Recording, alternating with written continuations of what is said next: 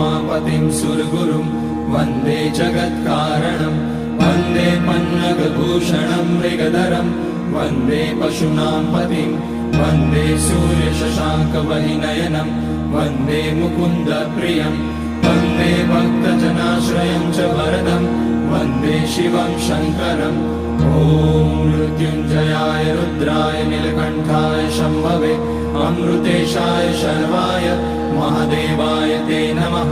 नमस्तेऽस्तु भगवन् विश्वेश्वराय महादेवाय त्र्यम्बकाय त्रिपुरान्तकाय त्रिकाग्निकालाय कालाग्निरुद्राय नीलकण्ठाय मृत्युञ्जयाय सर्वेश्वराय सदाशिवाय श्रीमान् महादेवाय नमः।